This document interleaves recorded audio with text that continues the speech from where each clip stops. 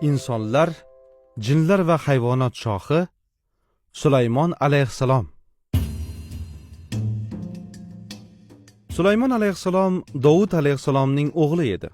Uning o'limidan so'ng 13 yoshida Bani Isroil qavmiga bosh bo'ldi. Unga ham payg'ambarlik vazifasi berilgandi. Otasi singari ikki vazifani barobar bajarardi.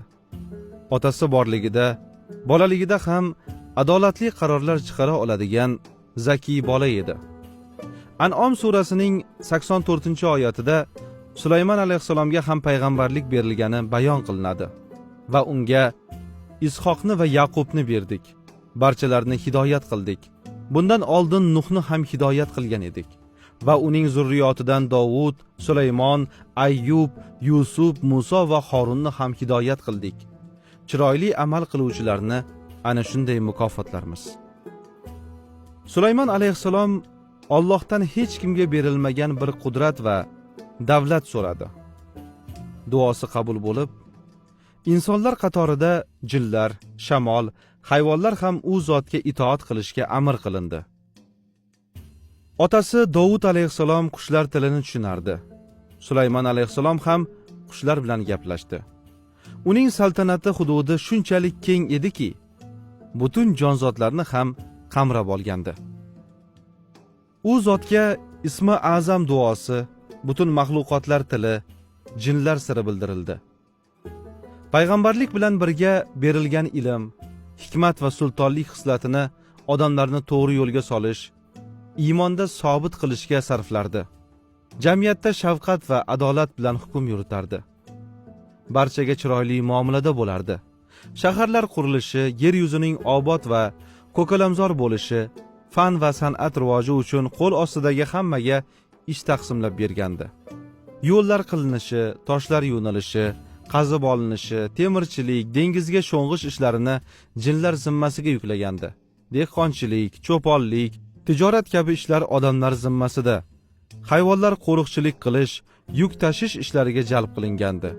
U zot insonlar, jinlar va hayvonlardan qudratli qo'shin ham tuzdi. Hammalari Sulaymon alayhissalomga itoat qilishdi. Quddusda katta bir saroy qurilishi boshlanib, 13 yilda tayyor bo'lgan uning qurilishida jinlar va odamlar ishlagandi. Sulaymon alayhissalom hokimiyatni muhtasham bir saroyda turib boshqarar. Bu saroy o'z zamonasida tengsiz va yagona bo'lgan uslubda qurilgan edi. Unda tengsiz san'at asarlari, ko'rgan ko'zni hayratga soladigan narsalar bisyor edi. Sulaymon alayhissalom qo'shinni doim tekshirib turardi. Shunday kunlarning birida Hudhud qushi joyida emasligini ko'rdi. Dunyo kezib xabar keltiruvchi bu qush nega kelmaganini hech kim bilmadi. U uzoqdan uchib kelishi bilan hamma yengil tin oldi. Uning juda uzoq joydan kelayotgani kechikkanidan ham ma'lum edi. Hudhud Saba degan mamlakatga borib, u yerdan Sulaymon alayhissalomga xabar olib kelgandi. Bu hol Qur'oni Karimda shunday bayon qilinadi. Ko'p o'tmay u Hudhud kelib dedi: "Men sen bilmagan narsani bildim va senga Sabadan ishonchli bir xabar olib keldim. Men bir ayolni ko'rib qoldim. U ularning malikasi ekan. Unga har narsadan berilgan ekan hamda uning ulkan taxti bor ekan. Men uning va qavmining Allohni qo'yib, quyoshga sajda qilayotganlarini va shayton ularga amallarini ziynatlab, haq yo'ldan to'sayotganini ko'rdim. Bas, ular hidoyat topmaslar." Sulaymon alayhissalom quyoshga sig'inayotgan bu mamlakat xalqiga mehribon va rahimli Alloh nomi bilan boshlangan bir maktub yubordi. Bu haqda Qur'onda shunday deyilgan: "U maktub Sulaymondan ekan va unda mehribon va rahimli Alloh nomi ila menga qarshi bosh ko'tarmay, taslim bo'lgan holingizda keling" deb yozilibdi. Saba malikasi Sulaymon alayhissalomning maktubini olib bosh qotdi.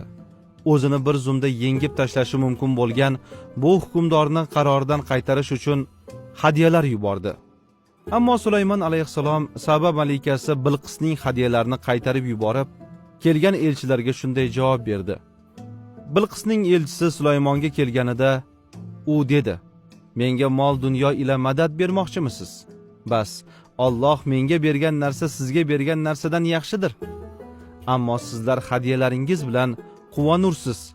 Ey elchi, sen ular tomon qaytib bor. Biz ular bas kela olmaydigan qo'shin ila borurmiz va u yerdan ularni xoru zor hollarda chiqarurmiz. Elchilar qaytib borib, Bilqisga bo'lgan gaplarni aytishdi. Sulaymon alayhissalomning qarori qat'iy ekanini bilgan malika uni yaqindan bilish uchun tayyorgarlik ko'rdi. Taxtini ishonchli bir joyga berkitdi. Falastin bilan Saba orasi bir necha oylik yo'l edi.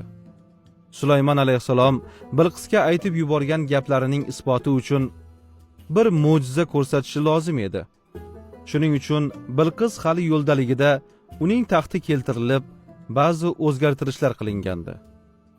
Bilqis malika Sulaymon alayhissalom huzuriga kelganda hayratdan lol bo'lib qoldi.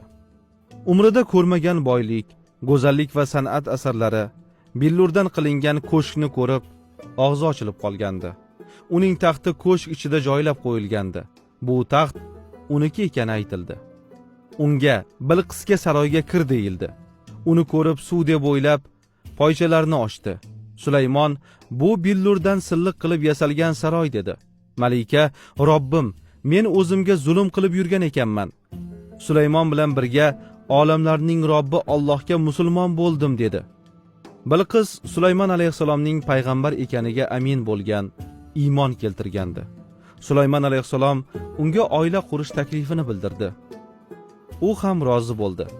Bilqis yaxshi rahbar bo'lgani uchun uni o'z mamlakati Sabani boshqarishga tayin etdi. Shamol Sulaymon alayhissalom xizmatida bo'lgani uchun istagan paytida Sabaga bir zumda borib kelishardi. Ikkisi ham mamlakatlarni boshqarishardi.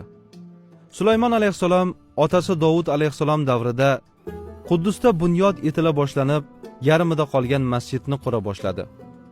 Amridagi hamma ustalar oddiy ishchilar va jinlarni bu ishga jalb qildi. Masjid qurilishi uzoq yillar davom etdi. Ishchilarni nazorat qilish uchun Sulaymon alayhissalom har kuni bir ayvonga chiqar, 40 yillik hukmdorligi mobaynida qarib qolgani uchun bir suyanadigan aso qilib olgandi. Bir kuni asoga suyanib turganida ajali yetib, joni uzildi. Ammo uzoq vaqt shu holida qoldiki, uni ko'rgan ishchilar har kuni ishlarini bajarib, qurilishni davom ettirar. Hech kim Sulaymon alayhissalomning yoniga kela olmas edi. Masjid bitib, Masjidul Aqso deb nomlandi. Bu paytda asoning yerga tegib turgan qismini kemira boshlagan qurt sababli asos sindi va Sulaymon alayhissalomning jasadi yerga quladi. Buni ko'rgan inson va jinlar chopib kelishdi. Qarasalar, Sulaymon alayhissalom allaqachon vafot etgan ekan. Bu hodisadan keyin jinlar, biz yashirin narsalarni biladigan bo'lsak, Sulaymon alayhissalomning o'limidan xabardor bo'lardik. Ammo Alloh hech kimga kelajakni oldindan bilish xislatini bermagan deyishdi. Alloh taolo Sulaymon alayhissalomning vafoti orqali ham kerakli darsni o'rgatib qo'ygan zotdir.